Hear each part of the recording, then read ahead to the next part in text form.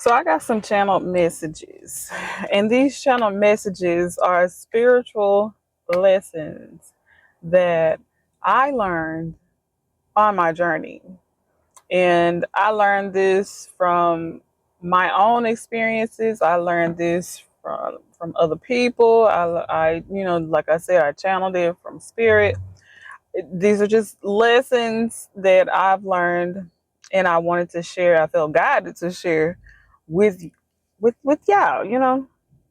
So the very first message that I want to convey is: if you don't believe that energy is fluid and can be alchemized in immeasurable ways, like there, it ain't no limit.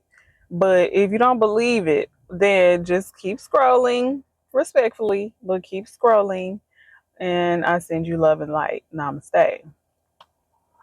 But for those of you who do believe, for those of you who believe in magic, here are some messages for you. It says, for those who are ready to hear it, these are some things I've learned on my spiritual journey. Ancestor money is not what they tell you it is. Okay? Yes, you can use actual currency that you cleanse. You got to cleanse the energy first, but you can use actual currency that you cleanse. But yeah, that you cleanse, and you can put it on your altar. But ancestor money can be paper, it could be copper, it could be gold, it could be silver, it could be whatever um apparatus. That's what we're gonna call it. We're gonna call it apparatus. It could be whatever apparatus you want to use or you feel guided to use to connect with your ancestors. But you have to make sure you bless it with the frequency of abundance, gratitude, and protection for the ancestors. Yes, you can buy it. You can buy this ancestor money from, wherever you see it, but always clear the energy before you offer it to your ancestors. I also was picking up on,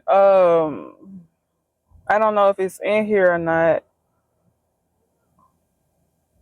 but I was also picking up on like being careful where you purchase it from. Like if you're going to purchase it, be mindful, like pay attention to the energy of the company or the people that you buy this ancestor money from. Like even if you cleanse it, it could still hold like some sort of energy that you don't want to work with or that you don't want to have to deal with.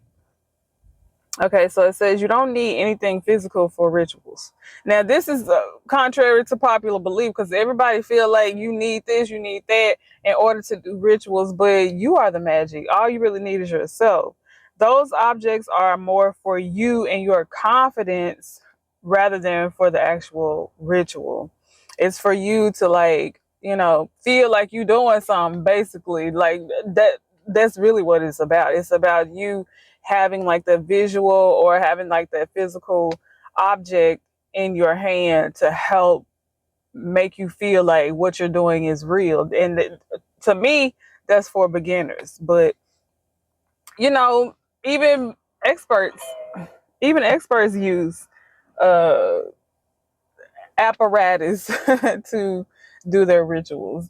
And sometimes I don't want to. Okay, sometimes that those things are useful in the rituals because they can hold the energy or they can house the energy that you want to put into the ritual, but you really don't need it. It says your energy and intention is all that's needed. You are the magic. Once you realize that you carry all the power, you become an alchemist. Okay, period. So the next one says, everyone who teaches you spirituality is not a light worker. Okay, like they can portray it all they want to. They can act like, yes, I'm a light worker and I want to teach you this, or oh, I have this message for you. But that don't mean that they're a light worker. You have to pay attention to the energy of these readers and these empaths and these psychics and prophets and all of that.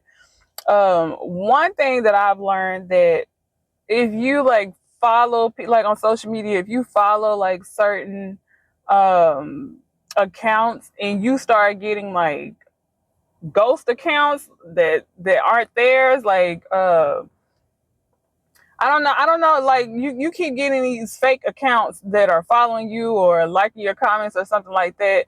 That's your telltale sign right there that that person is not protecting their energy, and you don't want to be you don't want to be connected to that because they got something going on. Because 9 times out of 10, if there are fake pages made from these so-called light workers, it's because their energy isn't protected. Everybody, it doesn't happen to all accounts. That's how you know. So that's how you'll know. What's that movie? Enchanted.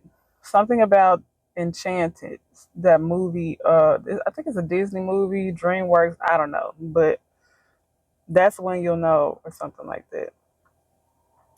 Also, it says some of these light workers are dark workers in disguise. They are siphoning your energy, gifts, and blessings while making you believe they're actually trying to assist you. Be mindful of those who overemphasize on money rituals, beauty magic, protection spells, etc. Those could be the exact energies that are stealing from their clients or students. You. Also, it says in order to become 100% accurate with reading energy or doing divination or anything that involves your intuition, you have to be okay with possibly being wrong or making mistakes. You have to build that rapport and that trust in your gifts while also strengthening that spiritual muscle.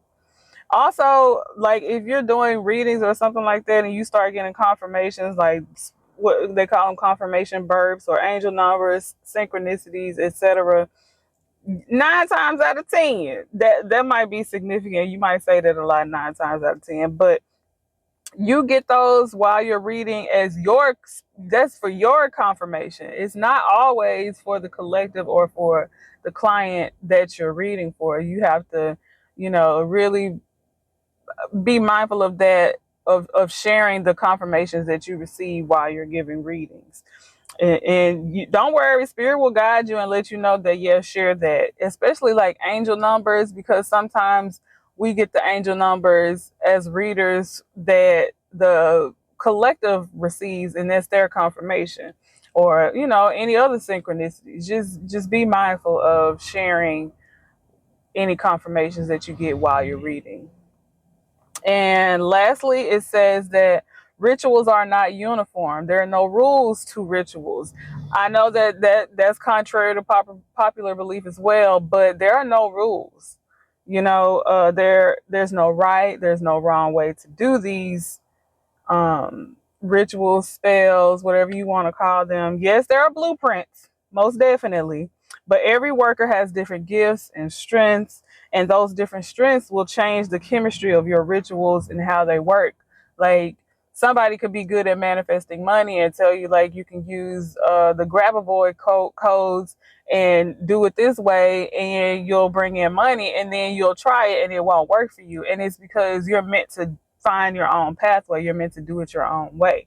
You may be meant to use the grab-a-void codes, but it may be like something that you need to tweak or something that you need to do differently. So yeah, those are the messages that I wanted to relay to the collective. If you were interested, it's called, what the spirit wanted me to call this, spiritual lessons 301, not 101, 301, because this is advanced level teachings for the chosen ones. Because if you're coming across any of what I spoke about, it's because you've been at this for a while. You just need some sort of confirmation, or you just, I don't know, it's just like this energy of you're not new to this, you true to this, but you still needed a little guidance or a little push, and there you are.